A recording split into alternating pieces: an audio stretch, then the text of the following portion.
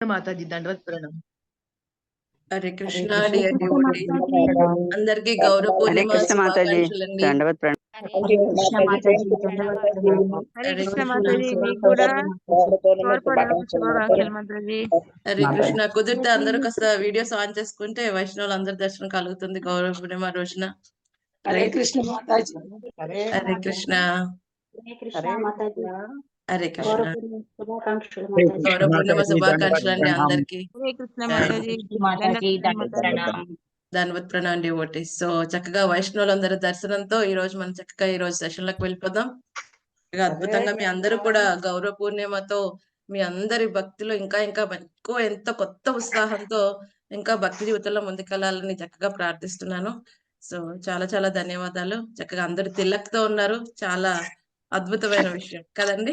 తిలక్తో కూడి ఉన్న వైష్ణవుని దర్శించుకోవటం చాలా చాలా అద్భుతమైన విషయం. చాలా చాలా సంతోషం. అంటే మీ అందరూ ఆల్రెడీ మీ సాధన పొద్దున్న మంగళహారతి జపం అన్ని కంప్లీట్ అయిపోయి ఉన్నారని అర్థమవుతుంది. చాలా చాలా చాలా ధన్యవాదాలు మాతాజీ. మంగళహారతి మాత్రం చూసినాము. అవునవును ప్రభు, చూసాను. ఎవరెవరు అటెండ్ అయ్యారో ఈ రోజు చూసాను మంగళహారతికి. Right, very nice. ఎందుకంటే ఈ రోజు భగవంతుని యొక్క ఆవిర్భావ తిథి. ఈ రోజు మన ఇంట్లో పడుకున్నాం అనుకోండి మంగళహారతి టైంలో, ఆ స్వామికి అర్థమవుతుంది నేనంటే పెద్ద ఇంట్రెస్ట్ ఏం లేదు, అప్పుడప్పుడు వస్తాడంతే అనుకుంటాడు స్వామి. రైట్. సో మన ఈరోజు సెషన్ లోకి అడుగు పెట్టేద్దాం. భగవద్గీత చెప్పుకున్న తర్వాత కొంచెం చివరిలో మనం చైతన్య మహాప్రభు గురించి కూడా చెప్పుకుందాం. సో దయచేసి ఎవరు కూడా క్విట్ అవ్వద్దు ఎండింగ్ వరకు కూడా. ఈ ఒక్కరోజు చక్కగా శ్రవణం చేస్తే మనకు చక్కగా అద్భుతంగా ఈ రోజంతా కూడా మనం కృష్ణ చైతన్యంలో గౌర చైతన్యంలో మనం ఉండగలం. చక్కగా మన సెషన్ లోకి ఎంటర్ అవుదామండి.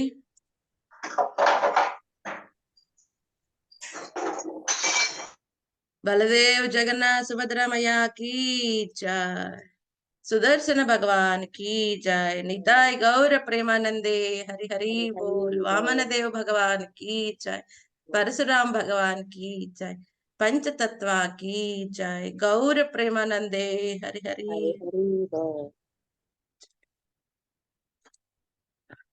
ओम ज्ञानतिमिरान्धस्य ज्ञानाञ्जनशलाकया चक्षुरुन्मीलितं येन तस्मै श्रीगुरवे नमः.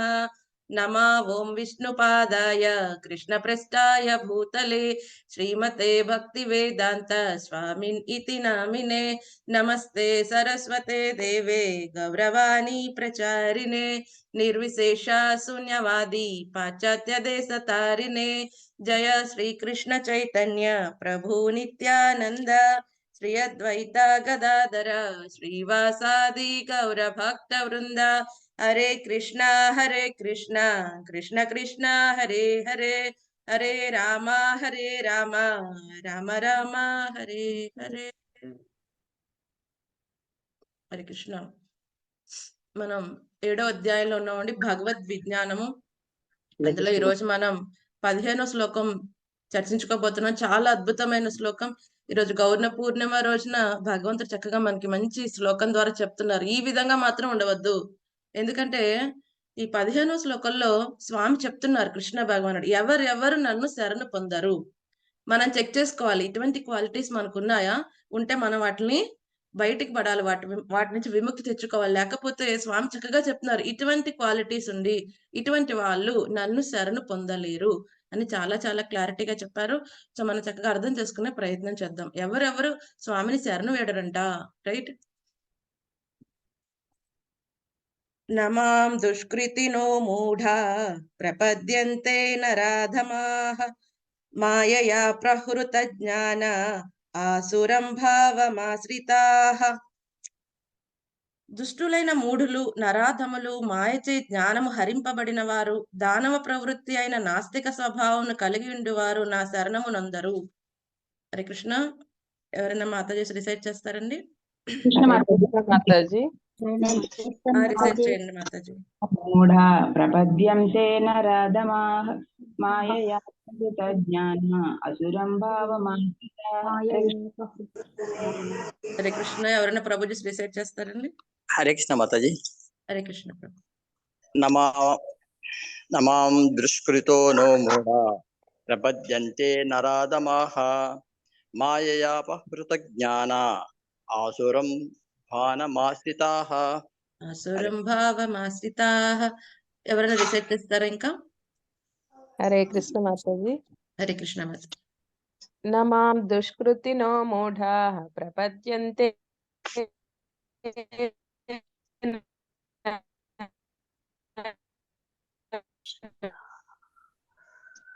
రాధమాపహృతగ్రం భావమాశ్రితాః. హరే కృష్ణ మాతాజీ. హరే కృష్ణ. ఇంకెవరైనా ప్రభు రిసైట్ హరే కృష్ణ చేస్తారండి? మాత హరే హరే కృష్ణ కృష్ణ మాతాజీ. మాతాజీ. రాజారాం ప్రభు రిసైట్ చేయండి.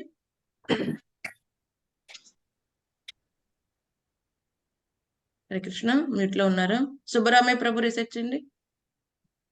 నమాం దుష్కృతినో మూఢాః ప్రపద్యంతే నరాధమాః మాయయా ప్రహృత జ్ఞాన ఆసురం భావమాశ్రితాః. జై. Thank you devotees.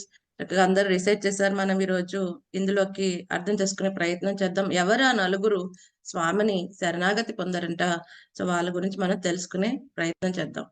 సో స్వామి చక్కగా 7వ అధ్యాయం 14వ శ్లోకంలో చక్కగా వివరించాడు ఆయన. సో ఎవరైతే ఎంత అతి కష్టతరం ఈ భౌతిక ప్రకృతిని దాటం అనేది, కానీ ఎవరైతే తన్ను శరణు వేడతారో చాలా సునాయాసంగా ఈ భౌతిక ప్రకృతిని దాటగలరు అని చెప్పాడు స్వామి కదండి. ఏమన్నాడు ఆయన? ఎంతో నా యొక్క శక్తి ఆయన ఈ బహిరంగ శక్తి చాలా చాలా కష్టం దాటడం అనేది దుస్తరం యాక్చువల్ గా. కానీ ఎవరైతే నన్ను భక్తితో సేవ ద్వారా శరణాగతి పొందుతారో వాళ్ళు చాలా సునాయాసంగా దాటుతారంట. ఇంత గొప్ప సాగరం లాంటి ఈ యొక్క దుఃఖ సముద్రం లాంటి ఈ యొక్క భౌతిక ప్రపంచం అంతా ఎలా అవుతుందంటే ఆవు లేగ దూడ ఎంత ఉంటుందంటే దాని పాదం అంత అయిపోతుందంట. సో అంత అయిపోయినప్పుడు ఎంత ఈజీగా సునాయాసంగా దాటవచ్చు కదండి. సో ఆ విధంగా అవుతుంది. సరే, అయితే మరి ఇంత సునాయాసంగా భౌతిక ప్రకృతిని దాటచ్చు స్వామికి శరణు పెడితే అని అంత క్లియర్ గా స్వామి చెప్పినప్పుడు మరి ఎందుకంటే కొంతమంది శరణు పెట్టట్లేదు స్వామికి అని మనకు సందేహం రావచ్చు. అందుకని స్వామి చెప్తున్నారు, ఓ అర్జున, ఇటువంటి వాళ్ళు నన్ను శరణు పొందరు అంటే అర్జునుడితో పాటు మనకు కూడా చెప్తున్నారు. ఇటువంటి క్వాలిటీస్ ఉంటే మనం కూడా స్వామిని శరణు వేడకుండా ఉంటాం. చాలా మందికి మనకు ఒక్కోసారి సందేహం వస్తుంది. ఎంతో మందికి చెప్తున్నామండి కృష్ణ చైతన్యం గురించి, అందరు రావట్లేదు. ఎందుకంటే వాళ్ళు ఈ నలుగురులో ఎవరో ఒకరు అయి ఉంటే వాళ్ళు కృష్ణ చైతన్యంలోకి రాలేరు. ఎందుకంటే స్వామి క్లియర్ గా చెప్తున్నాడు వాళ్ళ గురించి. సో మరి వాళ్ళు ఏ విధంగా కృష్ణ చైతన్యంలోకి రావచ్చు అన్న విషయం కూడా ఈ రోజు మనం చర్చించుకుందాం. సో ఏమంటున్నాడు స్వామి? 2 రకాల వాళ్ళు ఉంటారంట. ఏంటి? దుష్కృతినః సుకృతినః. కృతి అంటే ఏంటంటే ఎవరైతే గొప్ప గొప్ప కార్యాలు చేసేవాడు. సో ఇప్పుడు సుకృతినః అంటే మంచి గొప్ప కార్యాలు చేసేవాడు. దుష్కృతినః అంటే బాగా చెడు కార్యాలు చేసేవాడు. సో స్వామి ఏమంటున్నాడు? ఎవరైతే దుష్కృతినః, ఎవరైతే చెడు కార్యాలు చేస్తారో అంటే ఎవరైతే స్వామి చెప్పిన వాటికి విరుద్ధమైన కార్యాలు చేస్తూ ఉంటారు, హీనమైన కార్యాలు చేస్తూ ఉంటారు కదండి. అటువంటి వాళ్ళు ఎవరంటే దుష్కృతినః. అటువంటి వాళ్ళు 4 రకాలు ఉన్నారంట. వాళ్ళు స్వామిని శరణు వేడరంట. సో అందులో మొట్టమొదటి రకం ఎవరని చెప్తున్నారు? మూఢులు, అజ్ఞానులంట. వీళ్ళు స్వామిని శరణు వేడరంట. సో మరి ఏ విధంగా శరణు వేడరు వీళ్ళు? ఎంత అజ్ఞానంగా ఉంటారంటే ఇక్కడ ప్రభుపాద్ గారు చెప్తున్నారు, వాళ్ళ ఎగ్జాంపుల్ చెప్పాలంటే గార్ధబం అంటే గాడిద కదండి. ఆ విధంగా వాళ్ళు ఏమైనా పని చేయకుండా లేజీగా ఉంటారా? లేదు. పగలు రాత్రి కదండి ఉగ్ర కర్మ చేస్తూ ఉంటారు. సరేనయ్యా, ఎందుకు చేస్తున్నావు ఈ కర్మ అంటే ఏమో తెలియదండి. సరే, ఇప్పుడు చేసిందంతా తనే తినేస్తాడా? ఏమండి, ఇప్పుడు ఒక్కొక్కరు కొంతమంది first shift, second shift, night shift ఎందుకు చేస్తున్నామంటే ఏమో తెలియదండి. సంపాదించాలి. కానీ ఏంటి రిజల్ట్? పోషణ కోసం ఎంత తింటాడండి? 24 గంటలు వాడు ఒక డ్యూటీ మీద ఇంకో డ్యూటీ, ఒక కంపెనీలో కాకుండా 2, 3 కంపెనీలో పనిచేసినా వాడు తినేది ఆ 4 చపాతీలో ఒక గ్లాసుడు పాలే కదండి. అంతకంటే ఎక్కువ తినగలడా? తినలేడు. కానీ ఏం చేస్తూ ఉంటాడు? 24 గంటలు కూడా ఉగ్ర కర్మలో ఉంటాడు. దేనికోసం? ఈ వివిధ భౌతిక విషయాలు పొందటం కోసం ఎంతగానో కృషి చేస్తాడంట కదండి. యాక్చువల్‌గా దీనికి ఎగ్జాంపుల్ గాడిదని ఎందుకు చెప్పారు? సో గాడిద ఏం చేస్తుంది? అక్కడ దానికి కావాలంటే అక్కడ అన్ని చోట్ల గడ్డి ఉంటుంది, పచ్చిక బయలు గడ్డి. కానీ ఏమనుకుంటుంది? ఈ యజమానికి నేను ఈ విధంగా పని చేయకపోతే, ఈ బరువంతా మోసుకెళ్ళకపోతే నాకు ఆహారం లేదు అనుకుంటుంది. ఆ యజమాని ఏం చేస్తాడండి? ఆ గాడిద ముందు ఒక క్యారెట్‌ని ఎలాడదీస్తూ ఉంటాడు. అదేమనుకుంటుంది? ఇంకొక అడుగు ఏస్తే క్యారెట్ నా నోట్లో ఉంటుంది అని చెప్పి వాడు ఎంత చాకలి మూటలు ఎంత బరువు పెట్టినా ఇంకొక అడుగేస్తుంది. అలాగే ఏమవుతుంది? తీసుకుని వెళ్తాడు. నది ఒడ్డు వరకు తీసుకుని వెళ్తాడు. తర్వాత తీసి ఆ కర్రకున్న క్యారెట్ తీసి పక్కన పెడతాడు. కదండీ! అక్కడేదో గడ్డి తింటుంది. మళ్ళీ వచ్చేటప్పుడు మళ్ళీ అదే పెడతాడు. ఓహ్! ఇంకొక అడుగేస్తే ఎంత టేస్టీ అయిన క్యారెట్ నా నోట్లో ఉంటుంది. మళ్ళీ నడుస్తుంది. కానీ ఇక్కడ కనీసం ఆ గాడిదకి ఒకసారి చాకలివాడు నదికెళ్ళి మళ్ళీ వచ్చిన తర్వాత ఆ రోజు ఇంక దానికేం పని లేదన్నప్పుడైనా క్యారెట్ దానికిచ్చేస్తాడు. కానీ మన పరిస్థితి ఏంటి? 24 గంటలు ఉగ్రకర్మ చేస్తున్నాం. ఎవరి కోసం చేస్తున్నామో తెలీదు. దేనికోసం చేస్తున్నామో తెలీదు. పోనీ నువ్వే మొత్తం చేసిన దానంతా అనుభవిస్తావా? అనుభవించలేవు కూడా. ఎందుకంటే కొంతవరకే ఉంటుంది. మనం అంతకంటే ఇంద్రియ తృప్తి ఇప్పుడు 4 గులాబ్ జాములు తినగలం అనుకోండి, 4 తినగలం. నేను ఎక్కువ సంపాదించాను కదా! 40 తినాలంటే తినలేం. కదండీ! సో, ఎంత వరకు పనిచేయాలి? దేనికోసం పనిచేయాలి? అటువంటిదేమీ తెలియకుండా అజ్ఞానంలో ఉంటాడు. ఇక్కడ ప్రభుపాద్ గారు చాలా అద్భుతంగా రాశారు. ఈ యొక్క శ్లోకానికి 6 పేజీల భాష్యం రాశారు. అంటే ఇదెంత అద్భుతమైన శ్లోకం అని అర్థం చేసుకోవాలి కదండీ! సో, ఏం చేస్తుందంటే ఈ గాడిద అన్ని చోట్ల లభించే ఆ పచ్చిక బయలు కోసం ఎంతగానో కష్టపడుతుందంట. మళ్ళీ ఆ ఆడగాడిద దగ్గరికి వెళ్లి ఈ కామభావంతో ఏం చేస్తుందంటే వెళ్ళినప్పుడు దాని చేత తన్నులు తింటుందంట. అంతేకాకుండా మధ్యలో ఏం చేస్తుంది? గట్టిగా ఏదో దానికి పాటలు బాగా వచ్చినట్టు ఓండ్రిస్తూ ఉంటుంది. కదండీ! కదండీ! సో, ఈ విధంగా చేస్తుంది. అలాగే ఇటువంటి వ్యక్తి కూడా అంటే ఈ మూఢుడైన వ్యక్తి కూడా ఏం చేస్తాడు అజ్ఞానంగా బెక ఏదోకటి మాట్లాడుతూ ఉంటాడు. ఎలా ఉంటుందంటే వాడి మాట గాడిద అరిస్తే ఏమవుతుందంటే అది అక్కడ ఉందని అందరికీ తెలిసినొచ్చి ఇరగ్గొడతారు. అలాగే ఇప్పుడు కప్ప అరిసిందనుకోండి ఏమవుతుంది? పాముకి చెప్తున్నట్టు నేను ఇక్కడున్నాను వచ్చి తినేయి అని. కదండీ! అలాగే ఈ అజ్ఞానంలో ఉన్న వ్యక్తి ఏదో బడబడ చెప్తూ ఉంటాడు తప్ప ఎందుకని భౌతిక విషయాల గురించే మాట్లాడుతూ ఉంటాడు. ఎందుకు కష్టపడుతున్నాడో తెలీదు. ఏం చేస్తున్నాడో తెలీదు. ఈ విధంగా ఉండి ఏం చేస్తాడో అలాగా మాట్లాడుతూ ఏం చేస్తాడంటే మృత్యువుని ఆకర్షిస్తూ ఉంటాడు తప్ప జీవితం యొక్క పరమ లక్ష్యాన్ని తెలుసుకునే అవకాశమే లేకుండా ఉంటుంది వీడికి. ఎందుకంటే 24 గంటలు వీడు ఈ యొక్క ఇంద్రియ తృప్తికి కావాల్సిన విషయాలు సంపాదించుకోవటంలోనే వాడు కలిపేస్తూ ఉంటాడు టైము. ఇంకా వాడికి ఆత్మ చింతన గురించి, ఆత్మ సాక్షాత్కారాన్ని పొందే అవకాశం గురించి, వాటి గురించి శ్రవణం చేసే అవకాశం ఉండదు కాబట్టి, సో, ఇటువంటి వాడు శరణాగతి పొందే అవకాశం లేదు అని చెప్తున్నారు. ఎందుకని వాడేం చేస్తాడంట? ఎప్పుడూ కూడా ఈ ఇంద్రియ తృప్తికి సంబంధించిన విషయాల పట్లే వాడుంటాడంట. సో, ఇక్కడ ప్రభుపాద్ గారు ఇంకొక అద్భుతమైన ఉపమానం చెప్పారు. ఈ యొక్క గాడిద యొక్క ఎగ్జాంపుల్ ఒకటి చెప్పారు. ఇంకొకటేమన్నారు, ఇప్పుడు పంది ఉందనుకోండి. సో, ఇప్పుడు పంది ఎదురుగుంటా నేనిప్పుడు గులాబ్ జామ్ పెట్టాను. అక్కడ దానికిష్టమైన మలమూత్ర ఆహారం ఉందనుకోండి. దేని దగ్గరికెళ్తుంది? ఏవండీ? మలమూత్రాహారం దగ్గరికెళ్తుంది అక్కడికే మాతాజీ. వెళ్తుంది కదండీ! దానికదే టేస్ట్‌గా అనిపిస్తుంది. అలాగే ఈ మూఢుడైన వాడికి ఏం కనిపిస్తుంది? అక్కడ ప్రవచనం అవుతుందిరా! ఇక్కడ సినిమా ఉంది. రెండిట్లో ఏంటంటే వాడు వితౌట్ ఎనీ ఛాన్స్ లేకుండా సినిమాకి వెళ్ళిపోతాడు. ఎందుకంటే అదే ఆకర్షణీయంగా ఉంది వాడికి. కదండీ! అలాగే ఏ విధంగా అయితే ఈ సూకరం ఏం చేస్తుంది? అక్కడ ఎంతో అద్భుతమైన తీపి పదార్థాలు నువ్వు పెట్టినప్పటికీ వెళ్లి మలమూత్రాలను ఎంతో ఆనందంగా స్వీకరిస్తుంది. అదే విధంగా ఈ మూఢుడైన వాడు ఏం చేస్తాడు? ఈ భోగ విషయాలకు సంబంధించిన వాటినే శ్రవణం చేస్తూ, ఆ భోగ విషయాల కోసమే 24 గంటలు కష్టపడుతూ ప్రయత్నిస్తూ ఉంటాడు. అదేదో శాశ్వతంగా తనకి ఆనందాన్నిస్తాయని. కానీ ఏదైతే ఈ భోగ విషయాలన్నీ కూడా ఎటువంటి ఆనందాన్నిస్తాయి? క్షణకాలం ఆనందాన్నిస్తాయి అంతే. దానికోసం వాడు తీవ్రమైన సంఘర్షణ చేయాల్సి ఉంటుంది. కదండీ! ఎప్పుడు కూడా రేపన్న రోజు నేను ఆనందంగా ఉంటా. చాలా మంది ఏమంటారు, "ఈరోజు ఎందుకు కష్టపడుతున్నావు? రేపు ఆనందంగా ఉండు." అసలు రేపెందుకు రేపు ఎల్లుండి ఆనందంగా. కదండీ!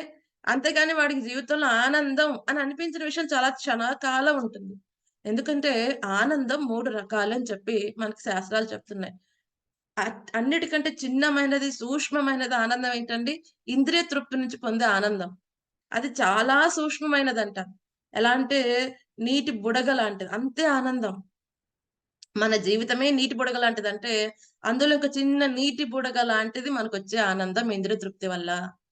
మరి నిరాకార బ్రహ్మజ్యోతిలో ఐక్యమైపోయే వాళ్ళకొచ్చే ఆనందం ఏంటంటే, ఒక ఆవు లేగ, దూడ గిట్టలో పట్టే ఎంతుంటుందండి? అంతటి ఆనందం. అంటే కొంచెం ఎక్కువ ఆనందం ఇంద్రియ తృప్తి కంటే. కానీ ఎవరైతే భగవంతుని యొక్క శక్తి కదండీ! భగవంతుని యొక్క సేవలో ఉంటున్నారో, ఆ యోగమాయ అంతరంగిక శక్తి యొక్క ఆధ్వర్యంలో తన సేవలు చేస్తున్నాడో, వాడు పొందే ఆనందం ఎటువంటిదంట? ఆనందాంబుది వర్ధనం. సముద్రం లాంటిది. అంతేకాకుండా అది ఎప్పుడు కూడా నిరంతరంగా పెరుగుతూ పెరుగుతూ పెరుగుతూ ఉంటుంది కదండి. ఎప్పుడు కూడా దివ్యమైన నూతన ఆనందాలను ఇస్తుంది.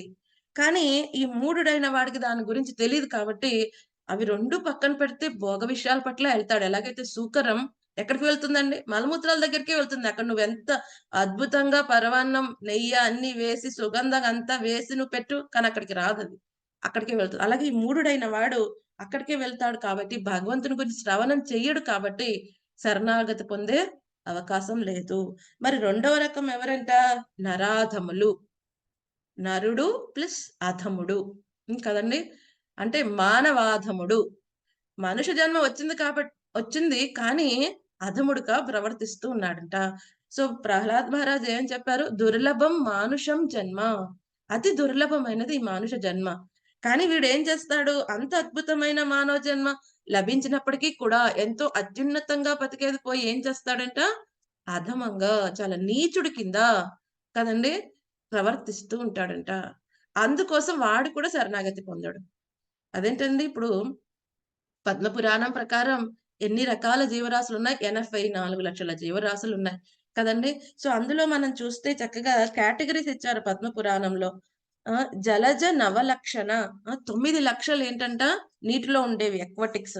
అలాగే ఏంటి, స్థావర 1,20,000 ఎన్ని ఉంటాయంట స్థావరాలు, కదలకుండా ఉండేవి ఏంటి, ట్రీస్, ప్లాంట్స్, లతలు, చెట్లు, అవన్నీ కూడా 20 లక్షలు ఉంటాయంట. అలాగే ఈ యొక్క ఇన్సెక్ట్స్ ఏదైతే ఉంటాయి కదా, ఇన్సెక్ట్స్ అవన్నీ కూడా 11 లక్షలు ఉంటాయంట. పక్షినాం 10 లక్షణం, పక్షులు ఎన్ని ఉంటాయి? 10 లక్షలు ఉంటాయంట. అలాగే ఏమంటున్నారు, 30 లక్ష అని పాసవహ, ఈ 4 కాళ్ళ జంతువులన్నీ కూడా 30 లక్షలు ఉంటే, 4 లక్ష అని మనుసహ, 4 లక్షలు మాత్రమే మనుషులు ఉంటారంట. అంటే మానవ జాతి ఉంటారు. సో ప్రతి ఒక్కడి మానవ జాతిలో జన్మించినప్పుడు కూడా అందులో కూడా 2 రకాలు ఉంటారు. ఈ 4 లక్షలు అందరూ కూడా నాగరికులై ఉండాల్సింది లేదు. అందులో కూడా సివిలైజ్డ్, అన్సివిలైజ్డ్ ఇద్దరు ఉంటారంట. నాగరికులు, అనాగరికులు కదండి.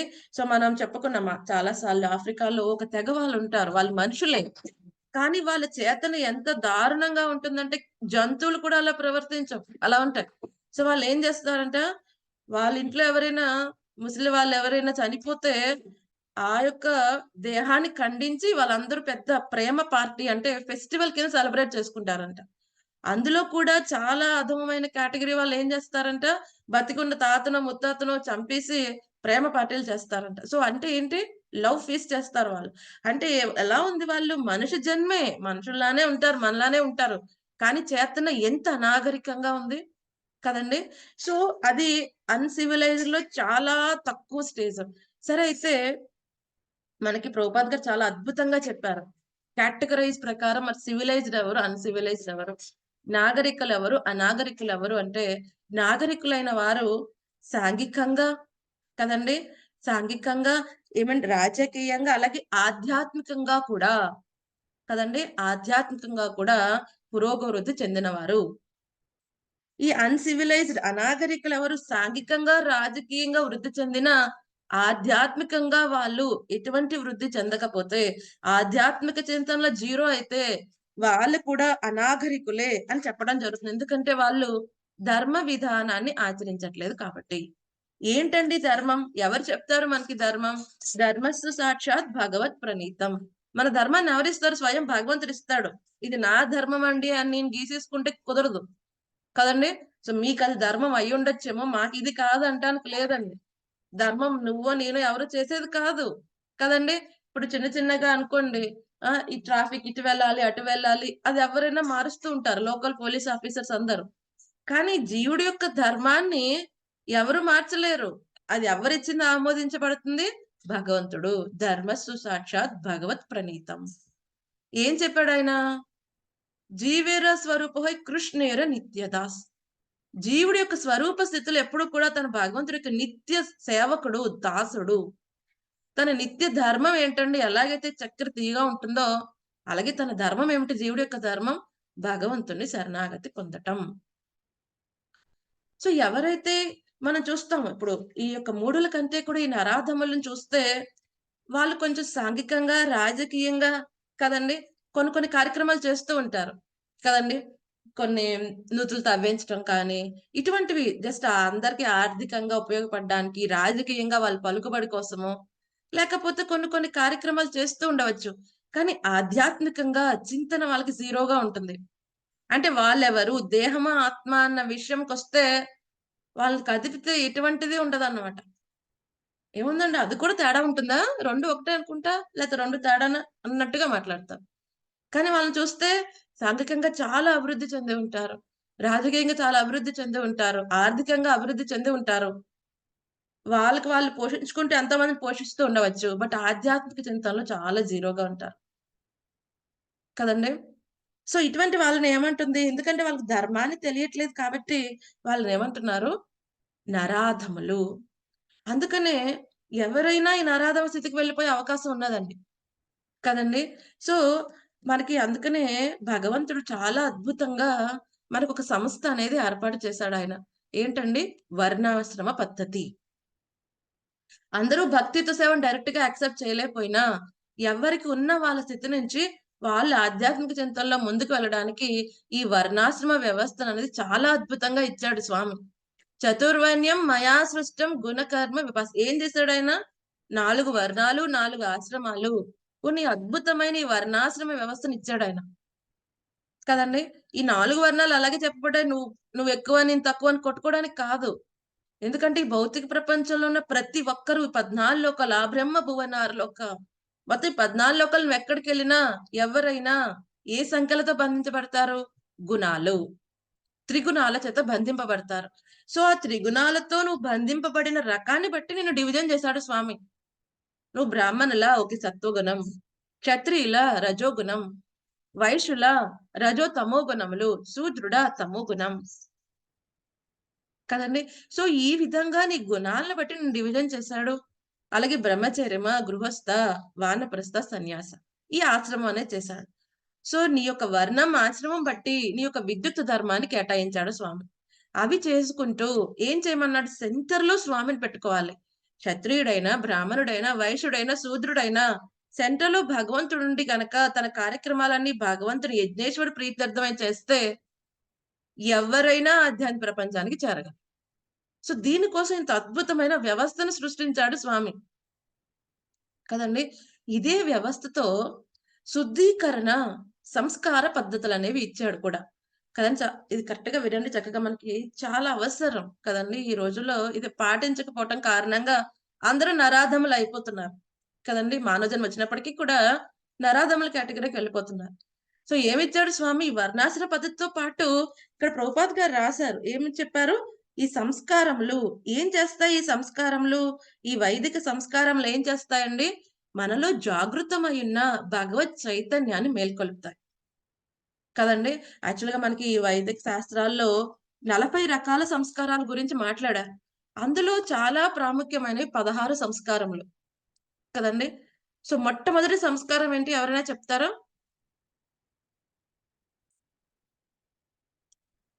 మొట్టమొదటి సంస్కారం ఏంటి? గర్భధారణ సంస్కారం. వండర్‌ఫుల్. ఎవరు చెప్పారు? సూర్యకుమార్ మాత. జై. థాంక్ యూ మాతాజీ. సూర్యకుమార్ మాతాజీకి జై. సో, మొట్టమొదట మనం చేయాల్సిందేంటి? గర్భధారణ సంస్కారం. అంటే జీవుడు తల్లి గర్భంలోకి రాకమునందే ఆ తల్లిదండ్రులు ఒక మంచి జీవాత్మని ఆ తల్లి గర్భంలోకి ఆహ్వానిస్తారు. కదండీ! అది చేయాలి.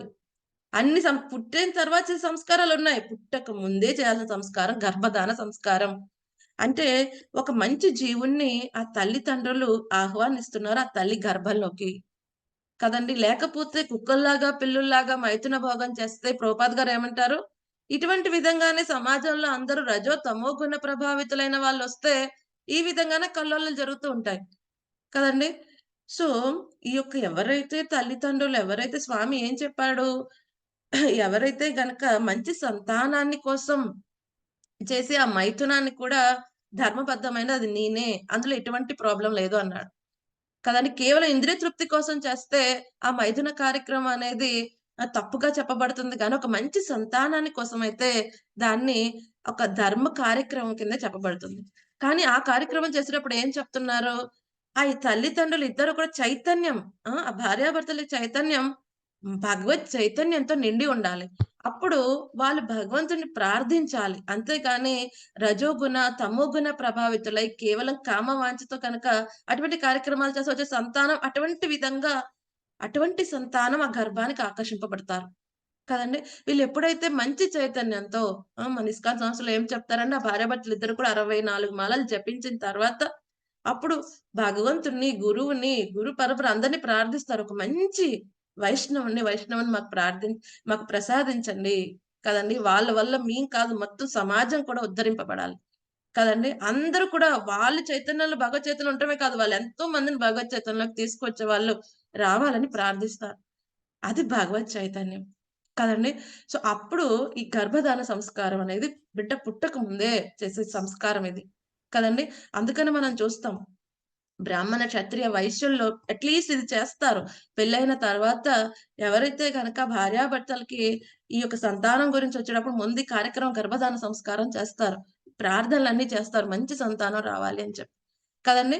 ఆ తర్వాత మనం చేసే కార్యక్రమం ఏమిటి? పుంసవన మళ్ళీ 3వ నెలలో మళ్ళీ చేస్తారు. ఓకే. ఒక జీవుడు తల్లి గర్భంలోకి వచ్చారు కదండీ! సో, ప్రొటెక్షన్ కోసం, జీవుడి యొక్క ప్రొటెక్షన్ కోసం, తల్లి యొక్క ప్రొటెక్షన్ కోసం మళ్ళీ చేస్తారు.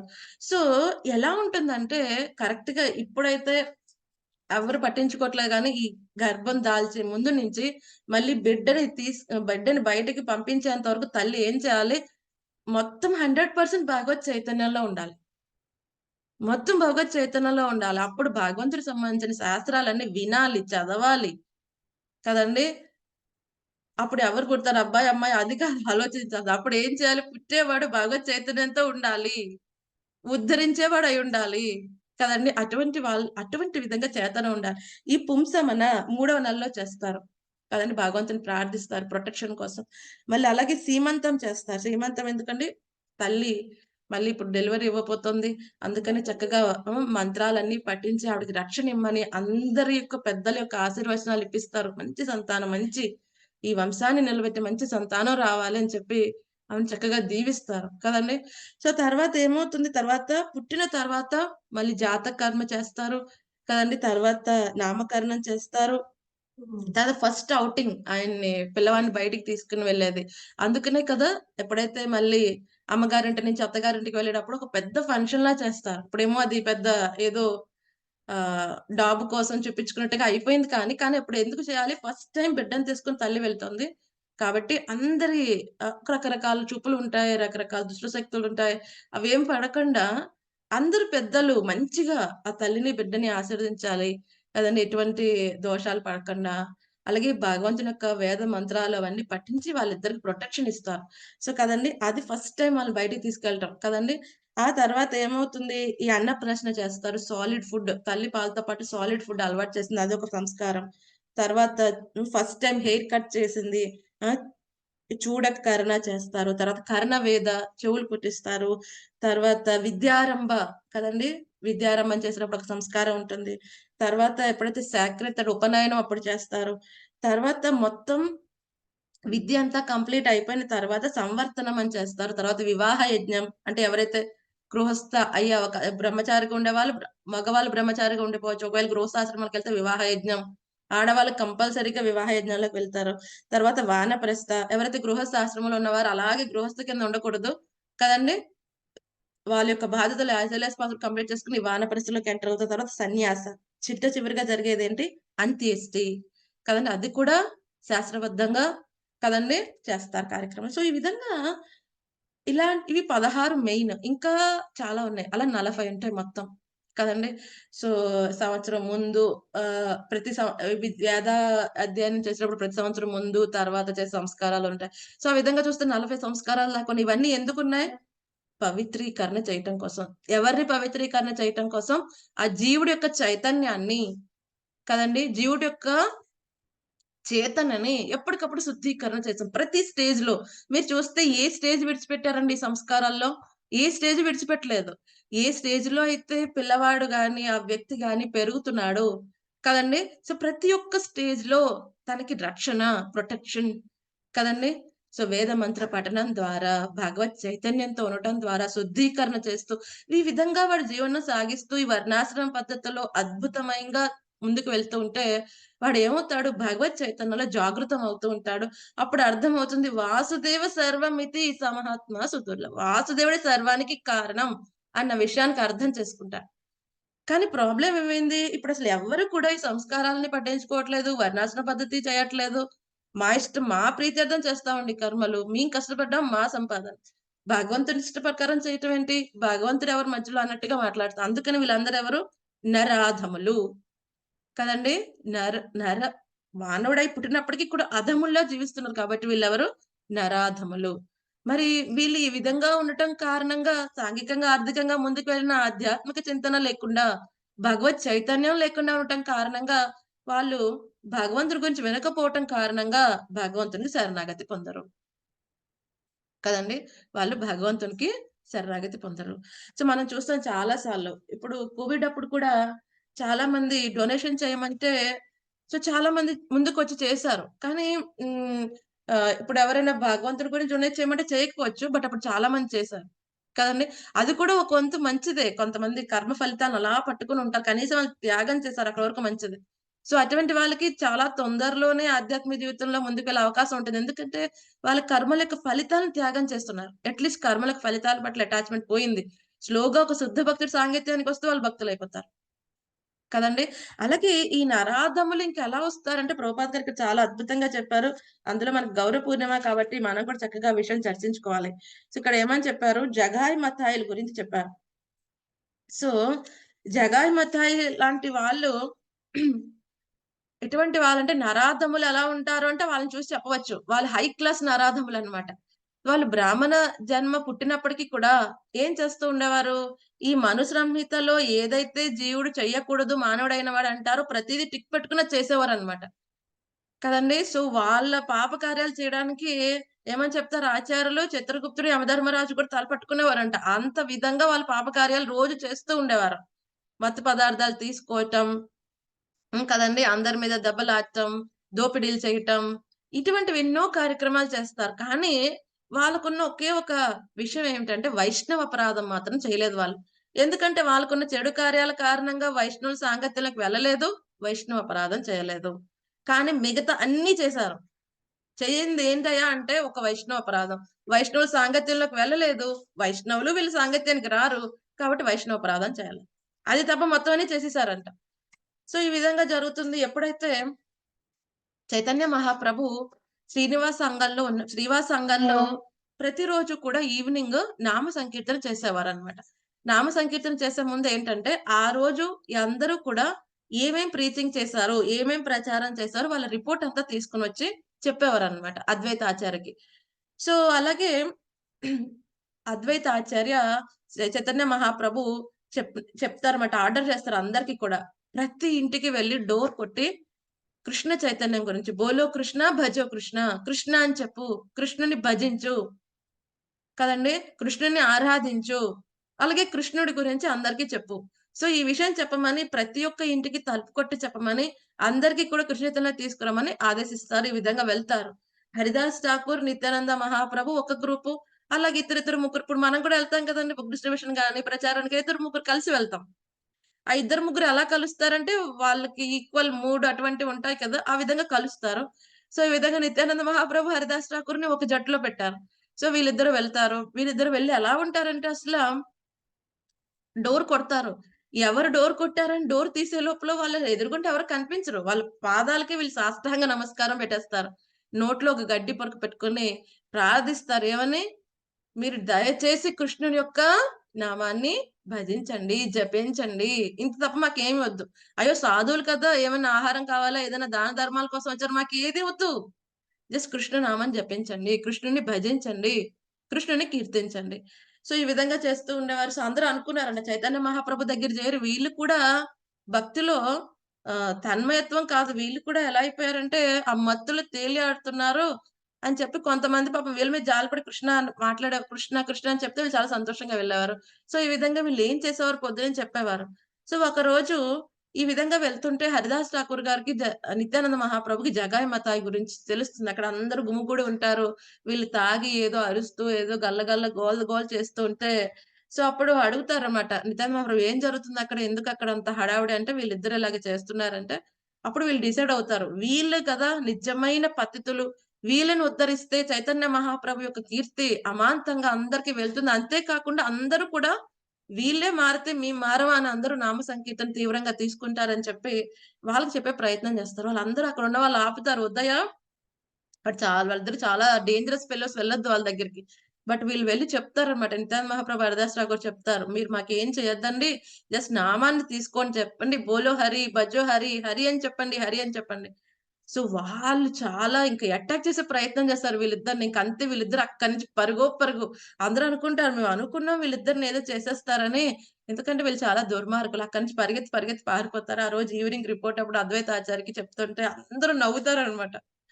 అప్పుడు అద్వైత ఆచార్య అంటారన్నమాట, ఇటువంటి వాళ్ళకి ఎలాగ విముక్తి అంటే చైతన్య మహాప్రభు అప్పుడే చెప్పేస్తారు.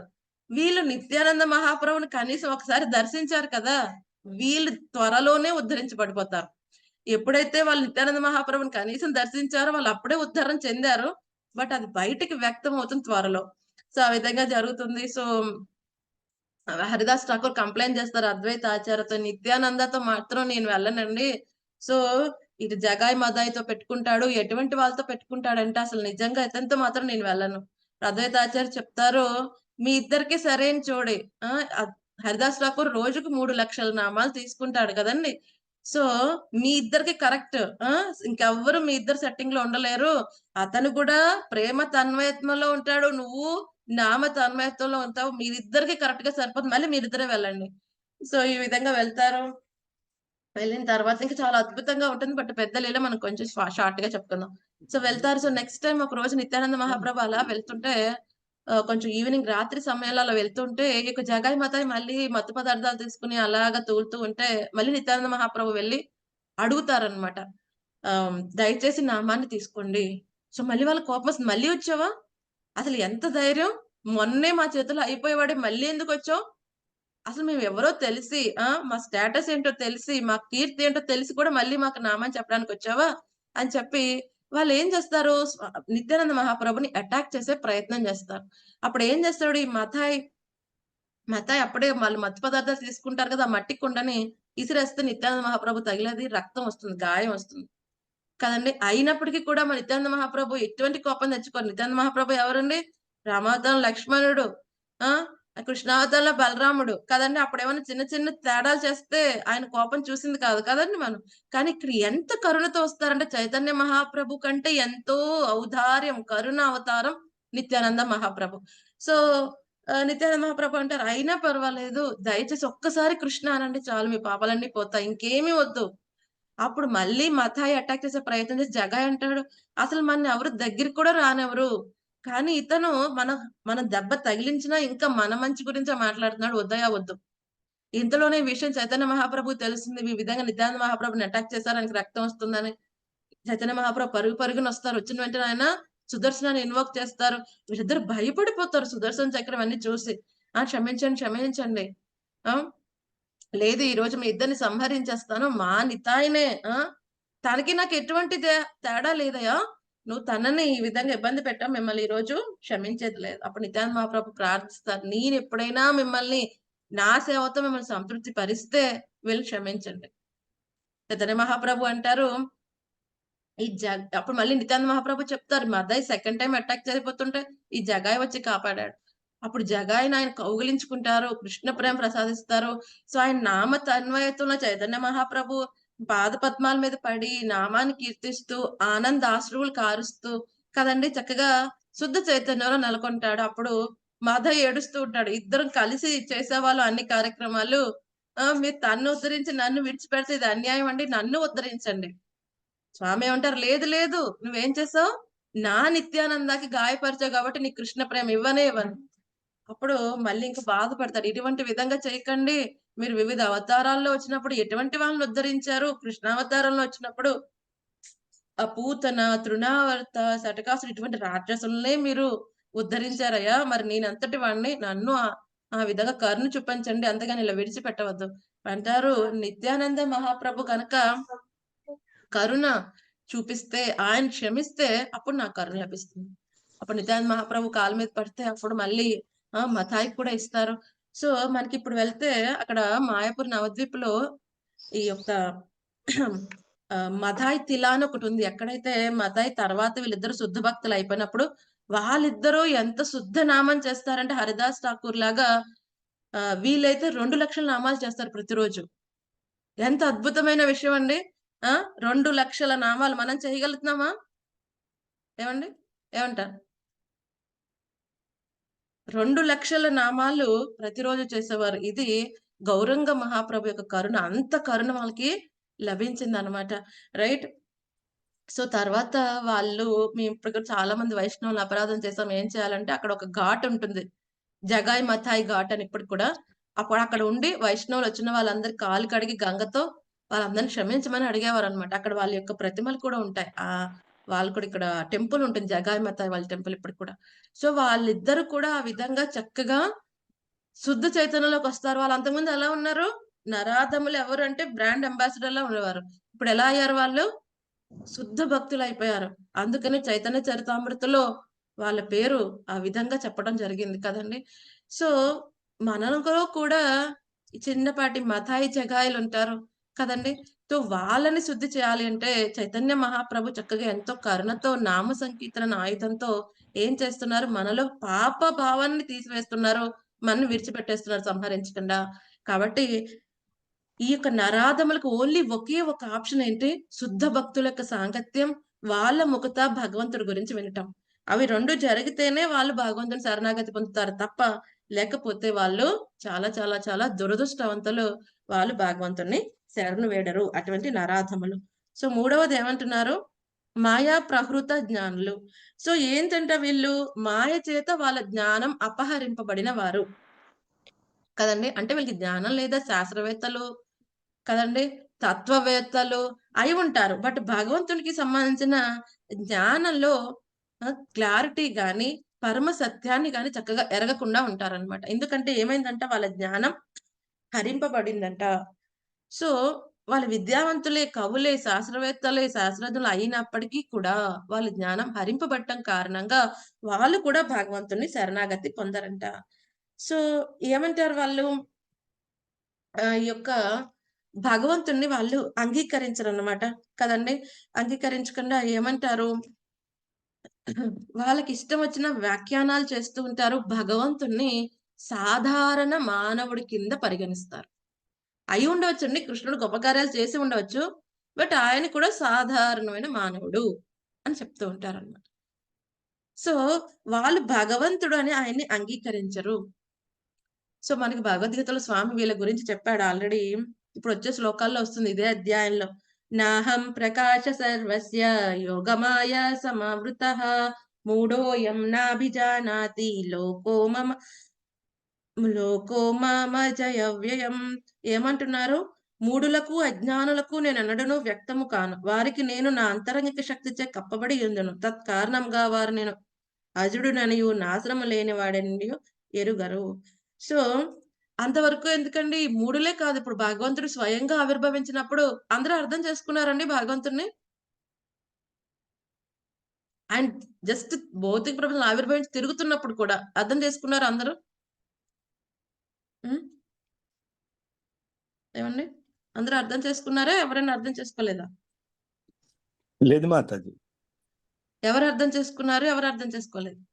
జ్ఞానులు మాత్రం అర్థం చేసుకున్నారు మాతాజీ శరణాగతి.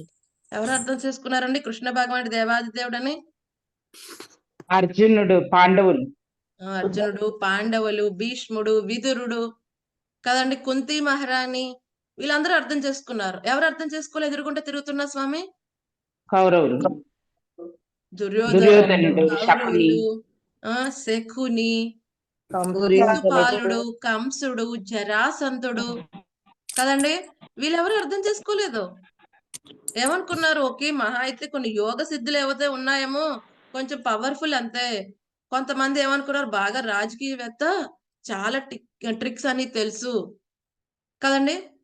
కొంతమంది గొప్ప రాజు, కొంతమంది గొప్ప బలశాలి, కొంతమంది గొప్ప మాయలు తెలిసినవాడు. ఆ విధంగా అనుకున్నారు కానీ, ఆయన దేవాది దేవుడు అని తెలుసుకున్నోళ్ళు చాలా తక్కువ మంది. ఆయన స్వయంగా అవతరించి అందరికీ ప్రత్యక్షంగా వ్యక్తమైన రూపంలో కనిపించినప్పుడు కూడా కదండీ! సో, ఇటువంటి వాళ్ళు మాయ చేత అపహరించబడిన వాళ్ళు, వాళ్ళ జ్ఞానం అపహరించబడిన వాళ్ళు, వాళ్ళు ఎంత విధంగా భౌతిక పరిధిలో జ్ఞానవంతులైనప్పటికీ కూడా, వాళ్ళు భగవంతుని యొక్క రూపాన్ని ఆ! అర్థం చేసుకోలేరు. ఎందుకంటే యోగమాయ అనే తెర చేత వాళ్ళ జ్ఞానం అంతా కూడా కప్పబడుతుంది. ఎప్పుడైతే భక్తితో సేవ చేస్తేనే ఆ యోగమాయ తెర అనేది తెరవబడుతుంది. అప్పుడు మనకి భగవంతుడు చక్కగా అర్థమయ్యే అవకాశం ఉన్నది. వీళ్ళు భగవంతుడు సామాన్య మానవుడి కింద చెప్పడం కారణంగా ఇటువంటి మూఢులైన వాళ్ళకి స్వామి ఏం చేస్తాడు? తన యథార్థమైన జ్ఞానాన్ని ఎప్పటికి కూడా తెలియనివ్వకుండా ఉంచుతాడు. సో, ఇటువంటి వాళ్ళు కూడా శుద్ధ భక్తుల యొక్క సాంగత్యంలోకొస్తేనే వాళ్ళకి ఒక అవకాశం ఉన్నది. లేకపోతే ఏమవుతుందండి?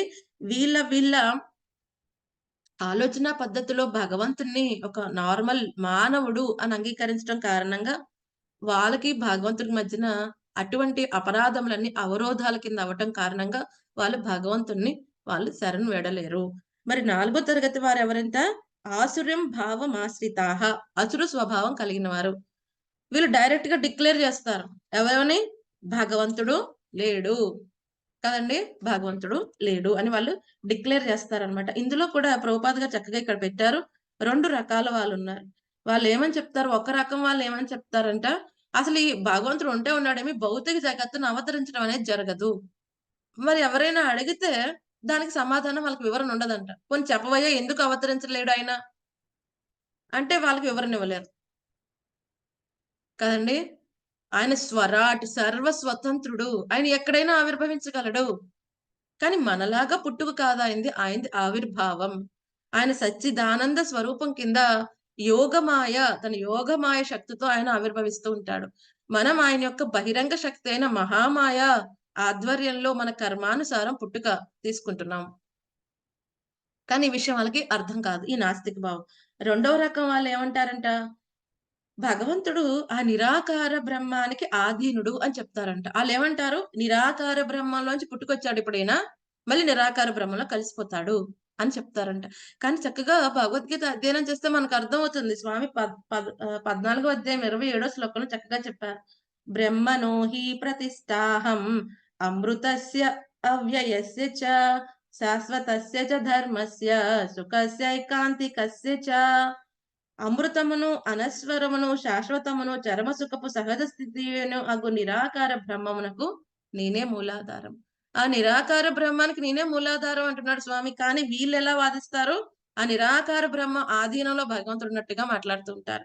సో, అందుకని వీళ్ళందరూ కూడా నాస్తికులు. మరి ఎందుకండి వీళ్ళు ఈ విధంగా వాదిస్తున్నారంటే ప్రభుపాద్ గారు చక్కగా చెప్పారు. ఎందుకంటే వాళ్ళకి భగవంతుడి పట్ల ద్వేషం ఉంటుందంట.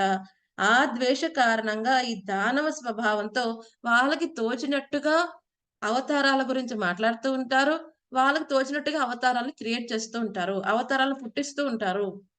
మానవుల్ని ఒక అవతారం కింద చిత్రీకరించే ప్రయత్నం చేస్తూ ఉంటారు. ఎందుకని? వాళ్ళకి ద్వేషం ఉంది స్వామి పట్ల. భగవంతుడు అర్జునుడికి చెప్పినప్పుడు కృష్ణ భగవాన్ చెప్పారు. "నువ్వు అనసూయవి అర్జునా, నువ్వు నా పట్ల ఇటువంటి ద్వేషం గాని, అసూయ గాని లేనివాడు కాబట్టి అద్భుతమైన జ్ఞానాన్ని నీకిస్తున్నా." కదండీ! ఇంకోటేమని చెప్పాడు? "భక్తోమి సఖా చైతన్య." నా భక్తుడివి, అందుకని ప్రియమైన వాడివి. కదండీ!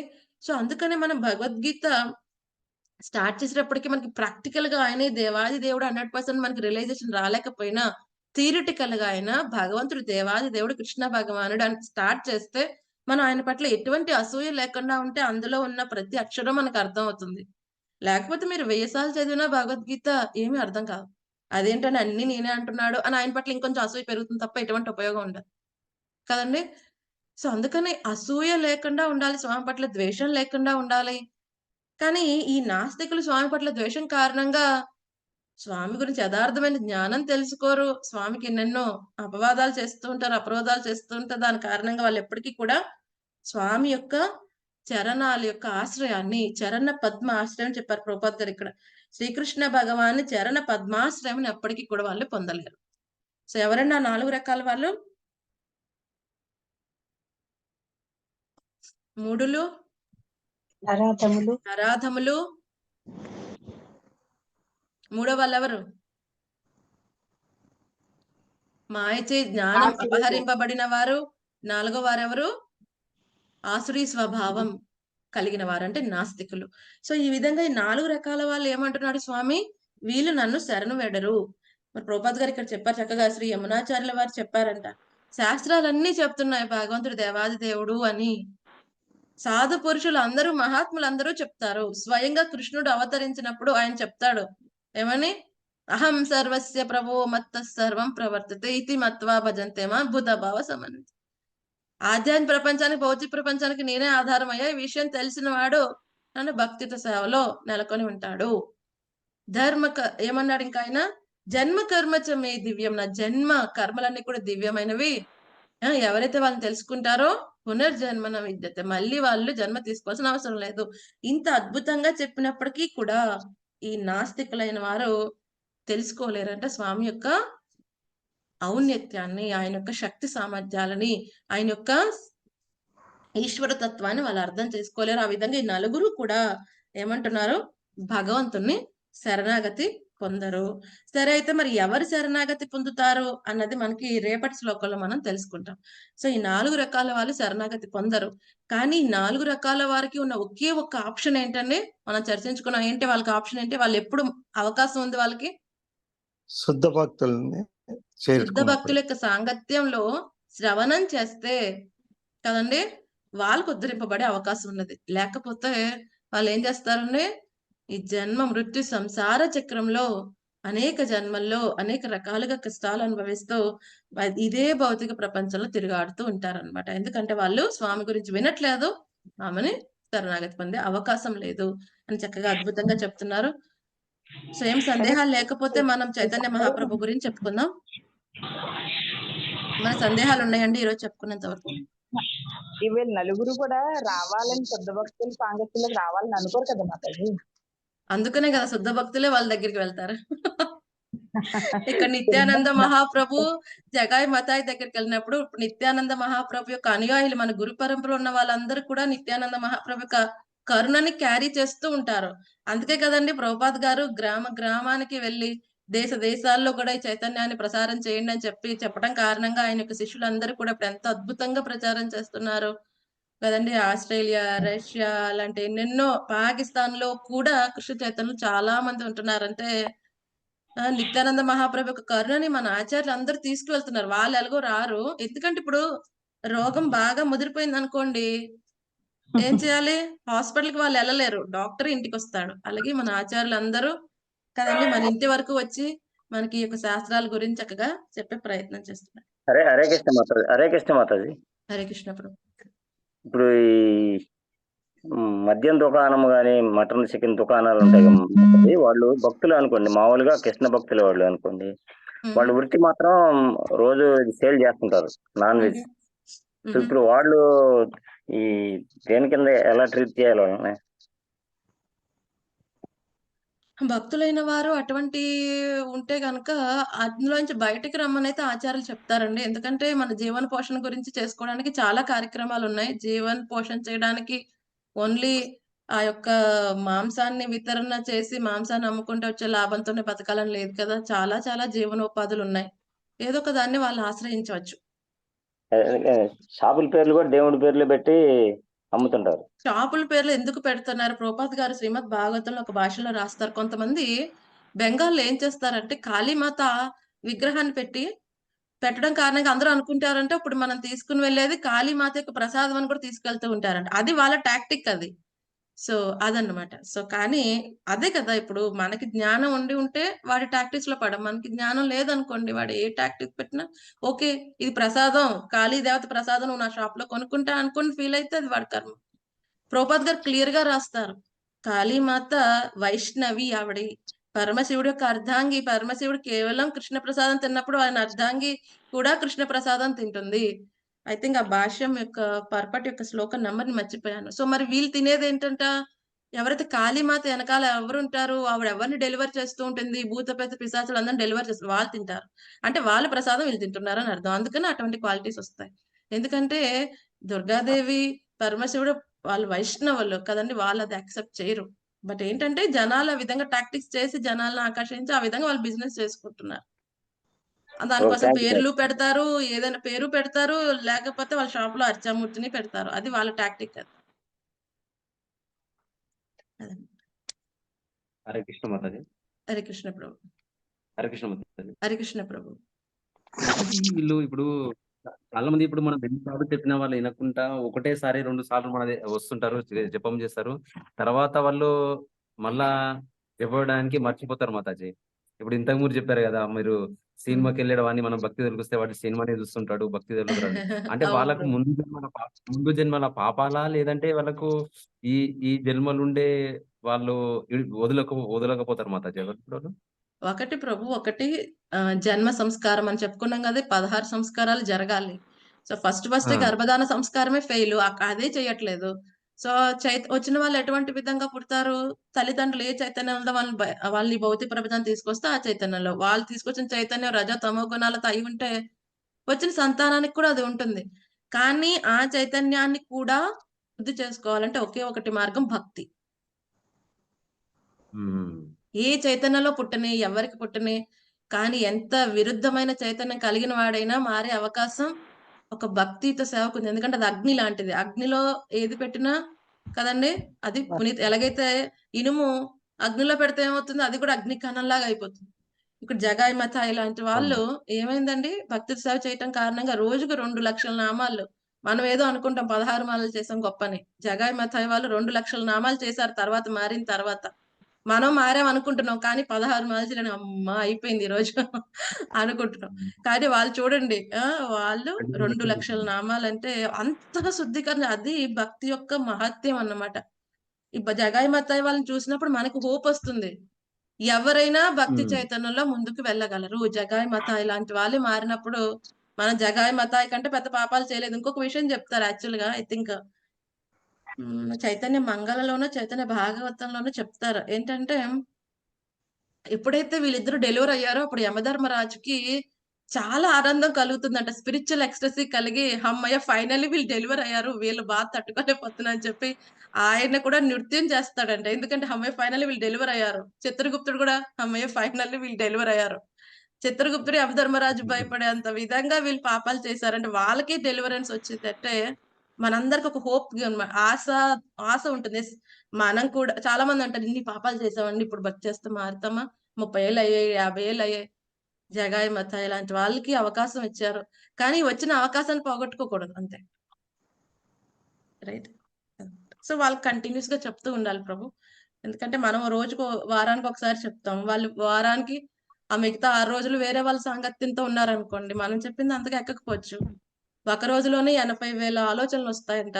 ఆ 80,000 ఆలోచనలు ఒకానొక ఆలోచన భక్తుడు అవ్వాలనుకుంటే చాలా కష్టంగా ఉంటుంది. కానీ 80,000లో కనీసం ఒక 10,000 ఆలోచనలైనా ఎలా భక్తి చేయాలి, ఎలా ముందుకెళ్ళాలి, ఏం వినాలి, శ్రవణం చేయాలి అన్న ఆలోచనలు మదులుతూ ఉంటే స్లోగా అప్పుడు వాళ్ళకి మార్పు అనేది వస్తుంది. సో కంటిన్యూస్ గా వాళ్ళకి మనం కృష్ణ చైతన్యం గురించి ఇస్తూ ఉండాలి, జ్ఞానాన్ని సాంగత్యంలోకి తీసుకురావాలి, ప్రసాదం చేయాలి, ప్రసాదం పెట్టాలి వాళ్ళకి. ఆ విధంగా వాళ్ళని చైతన్యంలోకి తీసుకురావచ్చు.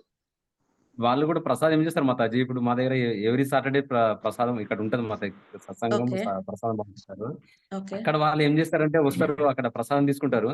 మేము బయట ఇక్కడ హోటల్లో తిన్నా గ్యాస్ట్రిక్ అవన్నీ అవుతుంటాయి, ఇక్కడ ప్రసాదం తింటే బిర్యానీ తింటే మాకు గ్యాస్ట్రిక్ కాదేం కదా, సింపుల్ గా డైజెషన్ అవుతుంది, ఎందుకో అర్థం కాదండి. అంటే అది ప్రసాదం భగవంతుడు మహిమని చెప్తుంటారు మాతాజీ ఇక్కడ. అది అవునా? పోన్లేండి. యాక్చువల్ గా చాలా మంది ప్రసాదంతో వచ్చిన వాళ్ళే ఉంటారు. ఎందుకంటే వాళ్ళు అది కరెక్ట్ ఇప్పుడు 9 o'clock స్టార్ట్ అవుతుంది అంటే 8:30 9:45 వస్తూనే ఉంటారు మాతాజీ. అప్పటి వరకు మనం ఏం చెప్తుంటే ఈయనకి వస్తుంటారు. ఓకే.